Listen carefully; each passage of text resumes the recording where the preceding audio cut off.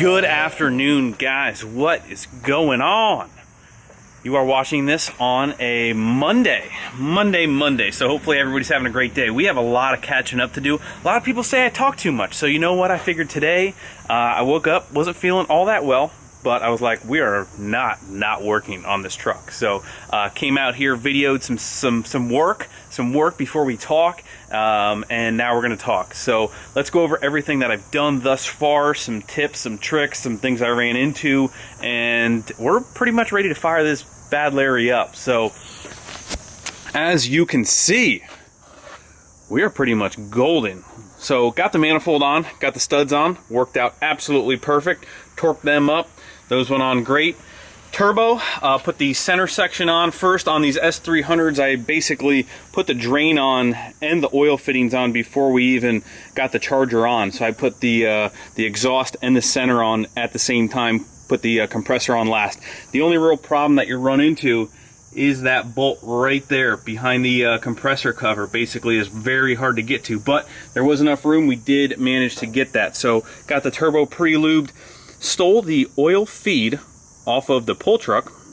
Stole the oil feed off of the triple turbo paperweight in the garage now, so that worked out great. I ended up finding this metric 12x15 O-ring fitting that fits the factory port in the block, the oil filter housing there, and then everything worked out great.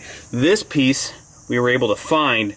That was the major concern, that I wasn't going to be able to find that. So the drain works on this from the last charger. It's basically just a normal S400 drain, and that's pretty much it on that side.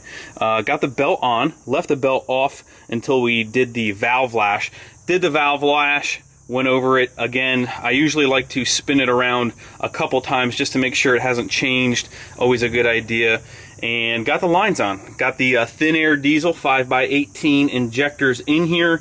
Everything looks perfect. Got the new copper washers on the returns, and got the feed lines on, and got this beautiful second gen intake horn with some new bolts. These bolts are really long. I actually had to run out to go grab them because I didn't have any ones that were like 5 inches long. So got that on. That looks cherry, and pretty much got the pump back advanced, got all the bracketry back on there, and that's it. Now, one other thing, I wasn't, oh, let's let the bike pass.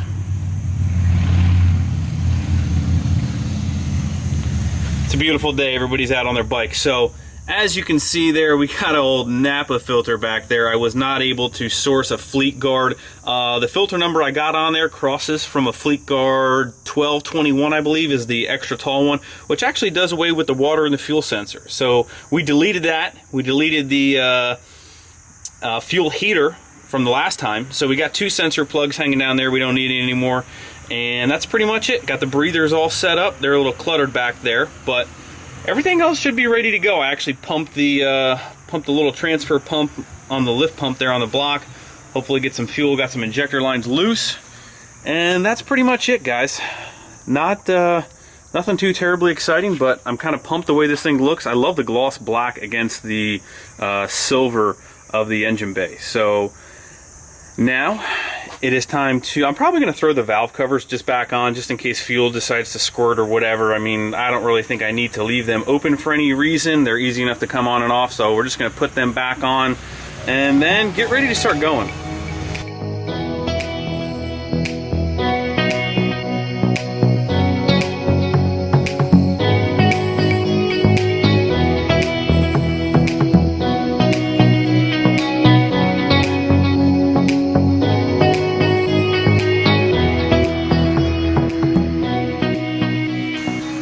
Alright guys, getting ready to crank it over. I got some injector lines cracked, and once those are good, we'll fire it up. We got our trusty dusty 2x4 over here just to close that up in case of, you never know with these mechanical motors. So here we go.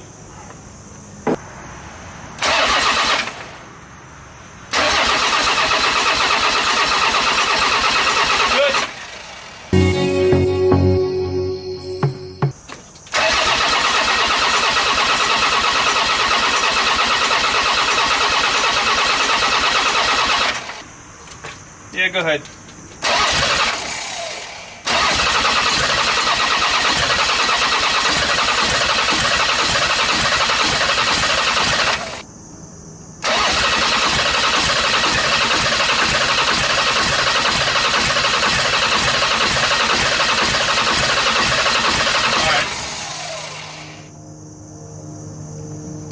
Let it go.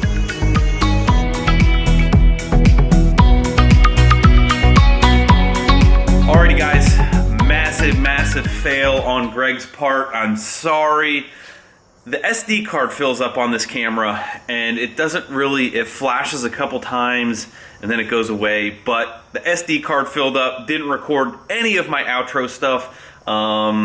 And it didn't get the startup, obviously. So what happened was we cranked it a little bit longer. I ended up having to bleed every single line, which the last time I went to go start this up, I only had to crack like 2 or 3 lines and it fired right off.